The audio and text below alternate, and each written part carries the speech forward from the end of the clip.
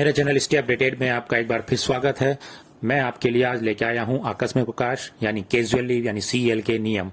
ये हमें कितनी मिलती है, कैसे मिलती है, कब मिलती है, इसके क्या रूल हैं, ये क्या होता है, ये कैसी अवकाश है, इस बारे में मैं कुछ जानकारी लेके आया हूं। एक छोटी सी वीडियो मैंने बनाई है इस संबंध में। उम्मीद है मुझे ये आपको पसंद आएगी। अगर आपको ये पसंद आए तो मेरी इस वीडियो को लाइक कीजिए, मेरे चैनल को सब्सक्राइब कीजिए और ज्यादा से ज्यादा मेरी वीडियो को शेयर कीजिए। चलिए अब हम शुरू करते हैं आकस्मिक अवकाश के बारे में छोटी सी जानकारी। इसके अंदर मैं आपको सबसे पहले बता दूं कि राज्य सरकार आकस्मिक अवकाश को किसी भी प्रकार की मान्यता प्रदान नहीं करती है, इसलिए मान्यता प्राप्त अवकाश नहीं है। सेवा नियम में आकस्मिक अवकाश को अवकाश की श्रेणी में नहीं माना गया है। यह अवकाश किसी नियम के अधीन नहीं आती है और इसे प्रशासनिक निर्देश के रूप में स्थान दिया गया है।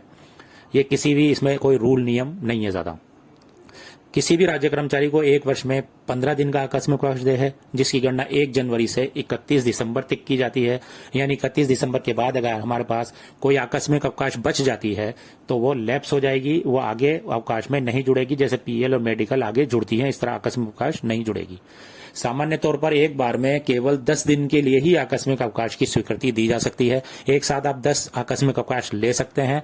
उससे ज्यादा आकस्मिक अवकाश अगर आपको लेनी हो तो उसके लिए आपको आपके जो अवकाश स्वीकृत करता अधिकारी है उससे स्पेशल स्वीकृति लेनी होती है, उसके बाद ही दी जा सकती है। आकस्मिक अवकाश राज्यीय अवकाश व साप्ताहिक अवकाश के साथ लिया जा सकता है। आकस्मिक अवकाश, उपार्जित अवकाश, रूपांतरित अवकाश, प्रसूति अवकाश या अन्य इस प्रकार के जो अवकाश की श्रेणी में आते हैं उनके साथ आकस्मिक अवकाश नहीं लिया जा सकता है, उनके साथ आकस्मिक अवकाश स्वीकृत नहीं होता है। राज्य कर्मचारी को आधा दिन का आकस्मिक अवकाश भी तय है, जबकि दूसरी जो छुट्टियां हैं वो आधी नहीं मिलती हैं, लेकिन आकस्मिक अवकाश जो है वो आधा दिन का भी ले सकते हैं।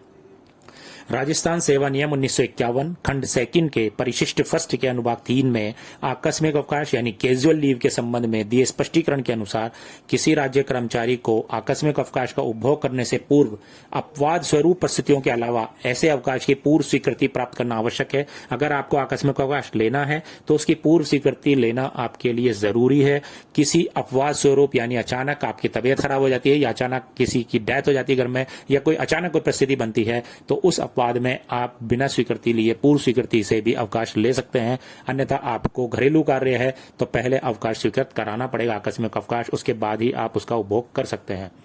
राज्य सरकार के आदेश क्रमांक 55 वित्त नियम 2008 दिनांक 17 फरवरी 2012 के अनुसार यदि राज्य कर्मचारी आकस्मिक अवकाश यानी कैजुअल लीव लेकर निजी विदेश यात्रा करना चाहे तो उसे आकस्मिक अवकाश का आवेदन पत्र कम से कम 3 सप्ताह पूर्व यानी 21 दिन पहले देना होता है। यानी आप जो है पीएल लेकर ही नहीं, आकस्मिक अवकाश लेकर के भी विदेश यात्रा कर सकते हैं, लेकिन उसके लिए आपको 3 सप्ताह पहले यानी 21 दिन पहले आकस्मिक अवकाश स्वीकृत करानी होंगी। शिक्षक जो होते हैं टीचर्स के लिए आकस्मिक अवकाश की गणना 1 जुलाई से 30 जून होती है। यानी उनके 30 जून के बाद जो अवकाश 30 जून से पहले जो बचा हुआ है 30 जून के बाद वो अगले उसमें नहीं जुड़ेगा, 1 जुलाई को वापस नई 15 दिन की जुड़ जाएंगी।